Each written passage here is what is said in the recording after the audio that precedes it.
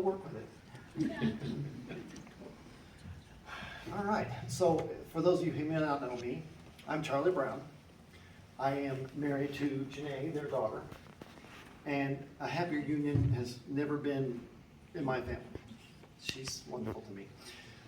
I realize now that listening to the pastor, I kind of shot myself in the foot here. I've given my speech over and over to some of you already. Hopefully you'll bear with me as I go through this yet again. I first met John Stephenson. I was working with Janae at a school up north of the river. We were doing an after-school program, she was, and I had to be there because I was part of the staff. And I was wearing a Scout belt buckle. And her dad comes up to me, tall man, tall as me, tall as Eric here. And he says, "It's a nice belt buckle you got on there." So that was his first words to me.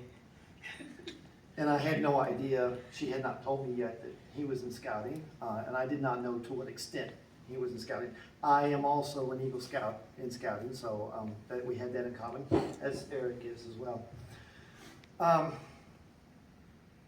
John joined Scouting in 1953 when he was 11 years old, like most of us do. In 5 short years, he earned, 4 short years. At 15, he earned Eagle Scout. That is an accomplishment. Anybody can tell you that. It took me a couple more years than that to earn it myself. And nationwide, only 4% of all people who ever join Scouting make the rank of Eagle. Now, John didn't stop there. He puts me to shame. While he was still in the Scout troop, as an Eagle Scout, he joined Explorer Scouts and continued to earn his Silver Award, which takes 2 to 3 additional years to earn. On top of that, he continued to earn 25 more merit badges. And just if that wasn't enough, he also served on Rotary Camp staff. Rotary Camp is a camp here in Lee Summit that works with children with disabilities, Scouts with disabilities, and he was on staff there the entire time, going through Scouting, going through Exploring. And then he went into the Navy, so he did a Scout career for a little bit there, but he came back to it. He also, when he was a youth, he would go down to the H.O. Bartle Scout Reservation, which Pastor and I, Eric, have all been to. Jim Bybee, he's been there, I've seen. He earned Brave in 57, Warrior in 58, Fire Builder in 59, Tom Beater in 60. Well, then, like I said, he went into the Navy, so there was a brief hiatus. But then he came back as an adult, and he worked with the Troop 264 in Lee Summit for a while. And then when he moved to Belton and his son was old enough to join Scouting, they were in Troop 111 together. And then I have the date here somewhere, in 1993, he became a SACM in the tribe of Mickasay. He also worked as the Life to Eagle coordinator for young Scouts trying to make their Eagle. And he also started working on the H.O. Bartle staff. He would go down there and be a maintenance commissioner, which is no surprise to anybody that knows John. He loved working with his hands.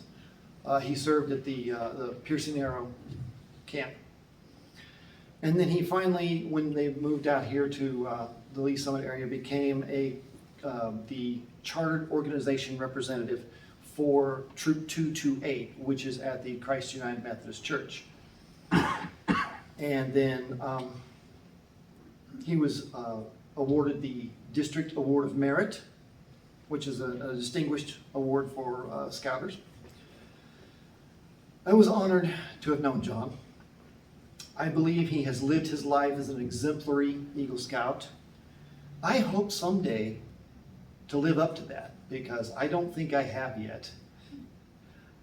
But hopefully somebody will say that of me someday. Thank you.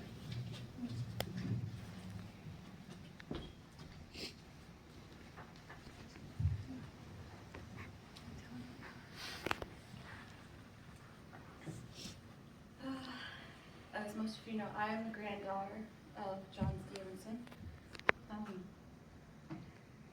And my grandfather brought wisdom, happiness, and a little sense of humor in my life. And my favorite quality about my grandfather is how he can be the way that he laughed at things. His laugh would just make you just want to smile and laugh with him. And in every family gathering that we had, his funny puns, he would tell us the family, and of course his facts about trains were heard 1,000 times, but we'd hear him once again because he's Grandpa. He's great. But my greatest memory I have, I was in 4th grade, and I got to go to Jefferson City on a train. And my mother thought, you should take your grandpa. He would love that. I was like, that's a great idea. So I did. We got back so late, probably like 10 p.m., but my grandfather was, that was a really fun trip. He told my classmates all the facts about trains and how fast you're going, how much it weighed, how long are these cars, just everything. And they were so amazed. And he showed pictures of his own cars that his train cars that he built and rode. Just that's probably my favorite memory of all. But I think it was just so great of him to share that with my classmates and how we bonded over that trip. I felt very close to my grandpa after that because I loved any type of transportation of any kind. I love buses, from the trains to the cars to everything. I loved it, and I think I shared that with him when I was younger.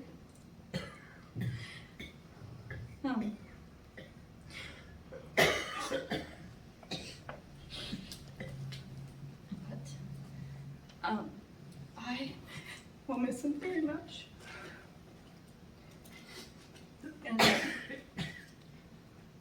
I will never forget those memories of him telling all that to my classmates and to have that Jefferson City trip. Thank you.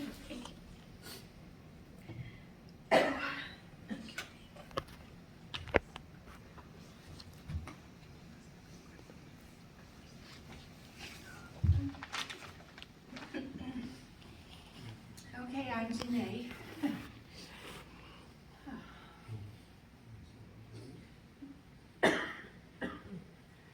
Dad was a great parent. He helped us be resilient to handle what life brings us and gave us a basic trust in our own abilities. And he gave us room to grow, and he was never harshly critical. He did look at us sometimes a little bit longer, trying to understand what we were saying, but he always offered perspectives to consider. Dad had a tremendous imagination, and he was also tremendously strong, and he had incredible mental stamina. And these qualities were shown in some of the things he designed and built. This week, my brother and I have had a wonderful time thinking about all the stuff Dad built, so I'm just going to mention a couple of them. He built a 3-bedroom house. He built a banjo. He built a sailboat. He built mini trains, but I think that working crane to pick up the other trains, that was amazing.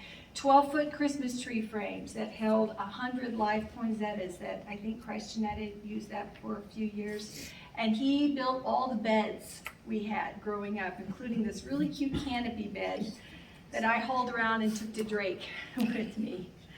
And that's a short list.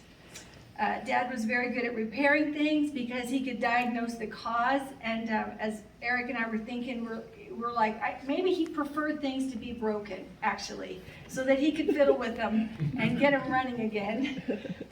Of course, and his favorite thing, he would always tell me after he'd work on my car, he'd say, "You should be all right." And that was about the best status he could give. But I learned how to be prepared to break down and not be afraid of it. And so, gosh, so many cars, the Corvairs, the Mercedes, but also the pickup trucks, the lawnmowers, the milling machines, the bobcat loaders, and then later his walkers and his wheelchair and even his do-over pump. Dad was messing with that stuff all the time. He loved it. All of our family vacations included Dad fixing the van in the campground at some point along the way. But he was really the best in a crisis situation. He was amazing. I wasn't there for this, but when our childhood home in Belton burned down, Dad made incredible decisions, one right after the other, the best ones. And so he was really remarkable in crisis, and I am going to miss that about him. I want to recognize Mom because she did an incredible job taking care of Dad. I mean, really fantastic. And they worked together on this final breakdown, which could not be fixed, and Dad was not going to be okay. And Mom would always say, well, we have a great friendship. We figure out things together. And they have been married 59 years. So Mom wanted me to share this story, and so to talk about the gentle spirit that Dad really was, a gentle man. And this story is part of what I call the family canon. It is called the apple pie story. So this is Mom's voice. One Friday night after school, John and I drove to Wellington, Missouri to visit my mother, Edna Stallings. After a brief visit, we were very tired from teaching school all week. Edna sent us home with John's favorite, a homemade apple pie. Once back home, John dug into that pie. He always had a tremendous appetite. And about halfway through it, he said, "Bev, there is something wrong with this pie. Your mother is losing her touch. This is the worst apple pie I've ever had." Well, I was immediately concerned, says Mom. So I called my mother, Edna, right away. And I said, "Mom, this apple pie tastes funny. Did you forget to add sugar or something?" And Mom put the phone down and went in to check her inventory of pies. And when she came back to the phone, she said, "Oh my goodness, honey, that was a potato pie." Oh my gosh.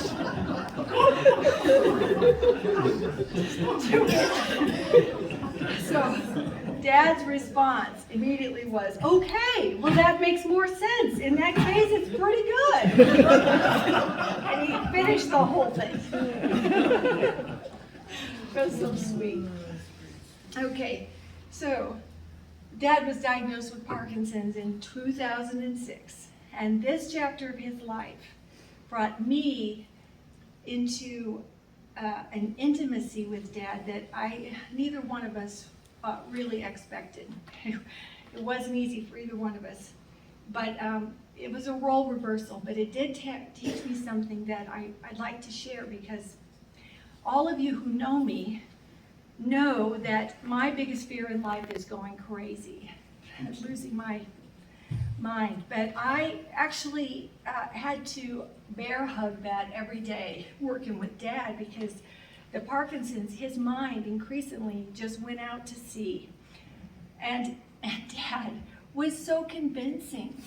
I cannot tell you how many times, he never lost access to his technical vocabulary, and he never lost access to his speech. So many times I'm listening and I just travel a long way down into a story before I realize that we are off planet. It's not there. So he was so good. And in those moments where I realized, oh, suddenly we're not on the earth here, I would be scared. But Dad would never be scared. I would correct him on his version of reality, and he would look at me and he'd say, "Okay, then I'm out of my mind. Thank you for letting me know that." And it just didn't bother him. That response, it was so helpful to me as I think about it, because my mind, I feel, is somewhat like Dad's. And the lesson I take is to look at imagination and creativity as a gift that sees a lot of possible options, and not to get really hung up on whether they're real. somebody like my husband Charlie, and my daughter Paloma, and my brother, and my best friend Deborah, and the folks at Glendale, and people that help me, they will explain to me, like I explained to Dad, but I don't have to be, you know, this is the reason, this is reason. So I learned that reality is one of many options, and I would not have learned that if Dad hadn't allowed me to get so close to him so I could help him. So thank you for letting me help you, Dad, and I love you.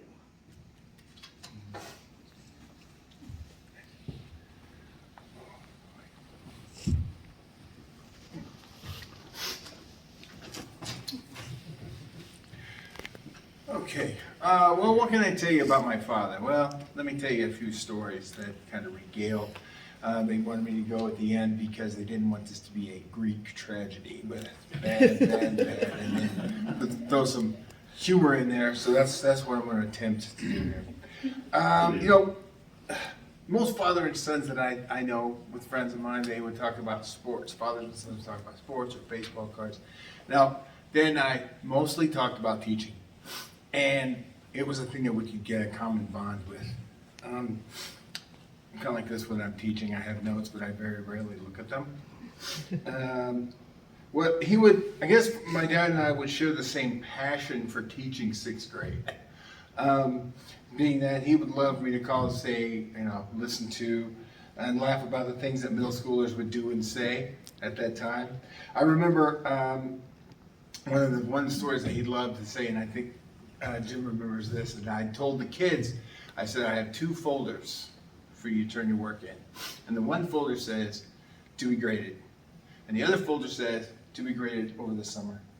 So when the kids would hand in their work and it was on time, it'd be in the graded side. And if they were late, to be graded over the summer. And the kids would look at me going, but, I'm like, I don't know what to tell you. Should have known what to tell you. Don't know what to tell you. I also like the one where middle school kids, for some reason, cannot keep track of writing utensils. Pen, pencil. They can bring paper and stuff, but they forget pencils all the time, or they break them, or whatever. I can tell you tons. But anyway, so the kids would say, can I have a pencil? I'm saying, wow, you don't have a pencil? Sounds like you had a real problem. Let me know how it works out. And move on. Dad would go with that one. There was a couple of... Oh, this is again another great story. So my father, there was a lot of things that you have heard or already know, but my family has talked about. One in particular thing that really impressed me was his ability to be a prognosticator. And what I mean by that is his innate ability to predict the future. This may have come from his experience of having to call off snow as his time as a superintendent. However, it was a very unique and reliable skill. To that end, I nicknamed him Snowstradamus. Because every time I would call and ask me if we would have a snow day and how many, and he was 100% correct every time, and I would say like, Dad, will we have school tomorrow? And he'd come back very, very matter of fact saying, you won't have school for the next 3 days. And then typically followed by, it's not the snow, but the ice. Okay, I'm sharing this one too. Dad's insights were dramatic and unforgettable. One of my favorite stories was in a sad time, but I wanted to share it now. My uncle Lawrence Stalling died a number of years ago, and among many things, he was a rock hound. And his favorite rock hammer was buried with him in the casket, and I thought that was strange. And I said, Dad, well, what's the hammer for? And without blinking an eye, without even thinking about it, he said, so he can get out. And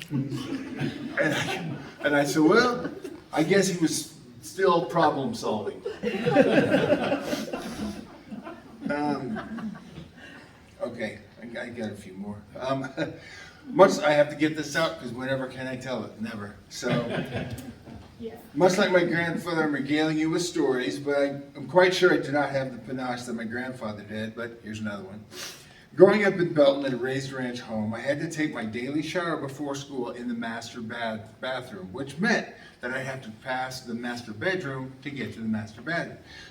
And I would walk through there, and my dad, ironically, I would wake up stumbling into the bathroom, and he would say, don't get wet in there, every day. Now you can imagine the eye rolls for a middle schooler to that daily command, right? However, unfortunately, that was one wish from Dad that I could not figure out how to do. Couldn't have. Okay. All right. I'm going long-winded. Dad was a firm believer in protecting the smaller and weaker. That's a basic standpoint of Scouts. And to that end, I had this little tidbit story I want to tell that stuck to me to this day. When we lived in Pleasant Hope, it was a small town north of Springfield, Missouri. And we lived in a community that didn't have many paved roads. It was a country road, a country situation. So when a vehicle went by, it kicked up a lot of dust and you couldn't really see. And I do remember I had a friend named Wesley who lived about a quarter mile down the street. And most of the time I'd ride my bike down there and hang out with him for a while, but when the roads went by, you couldn't see what was going on. Anyway, the point is, one day I was sitting at home and my dad said, "Why aren't you at Wesley's?" I said, "Well, there's this big dog that when I ride my bike, he comes barking at me and he scares me." So Dad was gonna have none of this. So he wasn't gonna let this slide. So one day he walked with me to Wesley's house. Now let me remind everyone here that Dad had a size 15 shoe. So he had prepared for the dog confrontation. He put on his long waterproof boots, came up, and when the dog came charging, sure enough, Dad yelled at the dog kept coming, and well, Dad kicked the dog to back off, and the dog did. And not to hurt the dog, but it was a big Rottweiler type dog. And I just remember him doing that, and I've never been afraid of dogs since. Let's see. I have so many. I'm like grandpa like this. Okay, let's fast forward to tape. I wrote this one because I knew my good friend of mine, Rick Morrow, was going to be here. And this involves him, but unfortunately he had to leave. So anyway, so let's fast forward to tape of junior in high school. And again, with the Corvairs and everything repairing, it was Dad and I, well, let's face it, one of the most important things to a high school boy is having a car. It's freedom. Anyway, Dad and I procured a 1959 GMC Apache, and this thing was great. And that was back when we could run on the hoods of the cars and it wouldn't hurt it at all. I know, we tried it all. Anyway, let's see, where was I at? So growing up with Dad, even when I was a kid, I'd ask him on, like, is that car fast on TV? And he would tell me about it. Anyway, he would say, his dreams would always talk about a sleeper car. And what that meant was get a beater car, one that doesn't look like much, and then put the biggest V8 in the county. And that's exactly what I wrote, exactly what he said. So that's what we did. Actually, he did most of it. I was more the go-get. But Dad and I discussed in great detail that the truck needed a replacement. That came with it was an inline six-cylinder. It was factory installed, and it had a 3-speed on the column, which I try to tell that to my students, and they're blank stare. What? So, yeah, so we were looking for a small block engine to put in, like a 350, 327, something small. On Saturday morning, Dad wakes me up and he says, "I think I found what we're looking for." So he goes, "Get up." So I'm like, okay, get up. And it's only in Raymore, which is only a few miles away. And the car that he had found, I'm thinking he found an engine. Oh no.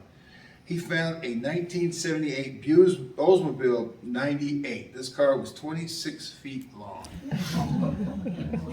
And we had to, get it towed, and the tow truck driver's having a hard time getting it inside the garage.